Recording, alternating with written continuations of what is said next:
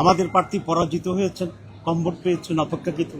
আজকে বাংলাদেশের রাজনীতি ইতিহাসে কিছুটা ব্যতিক্রমধর্মী একটা বিষয় ঘটেছে। আপনারা জানেন, এর আগে মাত্র একবার প্রেসিডেন্ট নির্বাচন হয়েছিল সংসদ সদস্যদের মাধ্যমে, যেখানে আওয়ামী লীগের পক্ষ থেকে বদরুল হাসান চৌধুরী বিচারপতি উনি ক্যান্ডিডেট ছিলেন।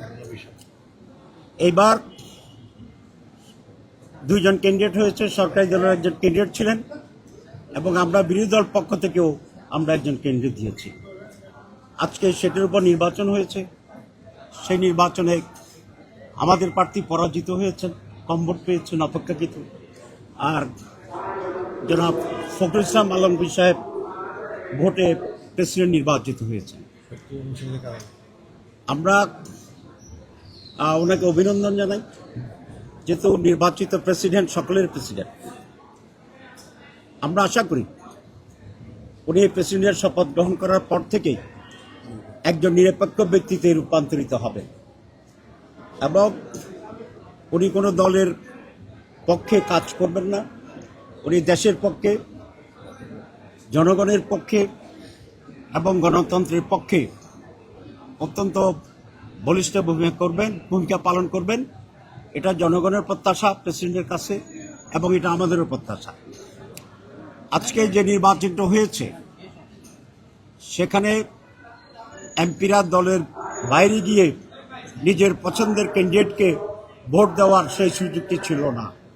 যদিও আমরা জুলাই যে ম্যান্ডেট তৈরি করেছি, সনদ তৈরি করেছি, সেখানে প্রস্তাব ছিল যে শুধুমাত্র অনাস্থা প্রস্তাব ছাড়া আর সকল বিষয়ে যে কোনো এমপি স্বাধীনভাবে তার মতামত পেশ করতে পারবে এবং বাজেটের বিষয়টিও শুধু আছে দুটি।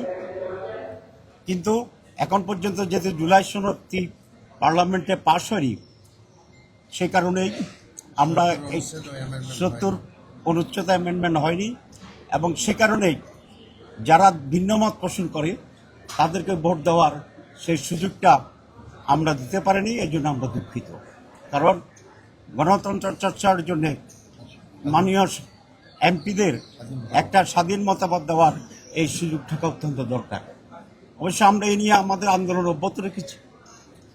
আমরা এখনো জুলাই সনদ বাস্তবায়নের জন্য আপনারা জানেন যে আমরা মাঠে আছি এবং ইতিমধ্যেই একটি লং মার্চও ইতিমধ্যে আমাদের কর্মসূচি ঘোষণা হয়েছে। তো আমরা এই নির্বাচনে অংশগ্রহণ করার পিছনে যে মৌলিক কারণগুলো ছিল, প্রথমটি হচ্ছে দেশের গণতান্ত্রিক চর্চা থাকা উচিত এবং এই সমস্ত চর্চার মাধ্যমে গণতন্ত্র আরও সুসংহত হবে, এটা আমরা আশা করি।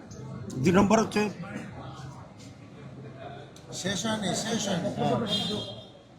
এবং আমরা মনে করি সামনে তৃণমূলের নির্বাচন আছে, তারপরে লোকাল গভর্নমেন্ট ইলেকশন আছে।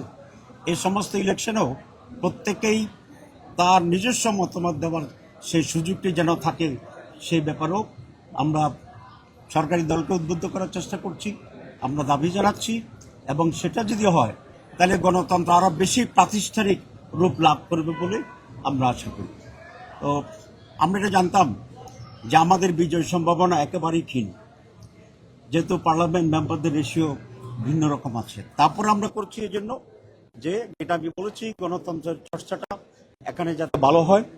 তো এটা একটা কারণ। ২ নম্বর কারণ হচ্ছে আমাদের হিউজ নাম্বার অফ বিরোধী দলের সব, সুতরাং সেখানে একটি নির্বাচনে অংশগ্রহণ করার মতো একটা সুযোগ যেহেতু আছে এবং এটা পটেনশিয়াল একটা অপরচুনিটি ছিল, সেই জন্য আমরা নির্বাচনে অংশগ্রহণ করেছি। তো আমরা সে আশাবাদ আবারও ব্যক্ত করতে চাই যে নির্বাচিত প্রেসিডেন্ট নিরপেক্ষভাবে, দক্ষতার সাথে এবং দেশপ্রেমের পক্ষে উনি তার ভূমিকা পালন করবেন এবং সরকার, আমরা আশা করি সরকার জুলাই সনদ বাস্তবায়নের জন্য সেখানে ভূমিকা নেবেন এবং এটি একটা আইনগত ভিত্তি এখানে পাবে বলে আমরা আশা করি। দেশে বিদেশে নানা জনের সাথে আমাদের মত বিনিময় হয়।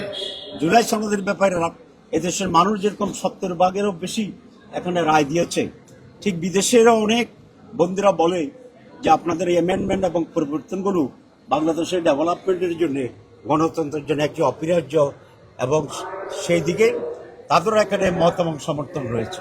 তো আমরা আশা করি সময়ের ব্যবধানে সরকারি দলের শুভবুদ্ধির উদয় হবে। জনগণের কল্যাণে যা যা প্রয়োজন এই পার্লামেন্টে তারা সে সমস্ত আইন নিয়ে আসবেন, এবং সে সমস্ত বিষয়ে আমাদের সমর্থন থাকবে। আপনাদের সবাইকে আমরা ধন্যবাদ জানাচ্ছি, সাথে সাথে আজকের নবনির্বাচিত প্রেসিডেন্টকেও আমরা অভিনন্দন জানাচ্ছি। আমাদের 11 দলীয় জোটের 90 জন সদস্য 88 জন ভোট কাস্ট করেছে, আপনারা শুনেছেন। একজন বিদেশে আছেন, উনি এখানে আসতে পারেন নাই। আরেকজনকে একটা বিশেষ কারণে আমরা আমাদের দল থেকে বহিষ্কার করেছি। সুতরাং সেই হিসাব করলে আমাদের প্রায় 100% প্রেজেন্ট আছে। আসলে এখানে খুব বেশি কিছু খরচ হওয়ার মতো বেশি কিছু নাই, কারণ কিছুটা হয়েছে, এটা নেগলিজিবল, নাম্বার 1। নাম্বার 2, গণতন্ত্র চর্চা করতে গেলে কোনো কর্মসূচির জন্য যদি টাকা খরচ হয়, এই টাকা তো আমাদের খরচ করতেই হবে, কারণ আমরা জাতীয় নির্বাচনে তো কোটি কোটি টাকা, শত কোটি টাকা, তারও বেশি নির্বাচন খরচ হচ্ছে। সুতরাং আমি মনে করি এগুলো কোনো মেজর ইস্যু না। আমরা ইলেকশন কমিশন যেরকম জাতীয় নির্বাচনে কিছুটা কারচুপির পক্ষে ভূমিকা নিয়েছিলেন, এখানে সেরকম হয়েছে বলে মনে হয় না। আমাদের প্রত্যাশা তো জনগণের প্রত্যাশা। এদেশের জনগণ কি চায়? জনগণ চায় একটা নিরপেক্ষ নির্বাচন, একটা সুষ্ঠু নির্বাচন, প্রত্যেকে ভোট দিতে পারবে অবাধভাবে, সেরকম একটা পরিবেশের নির্বাচন।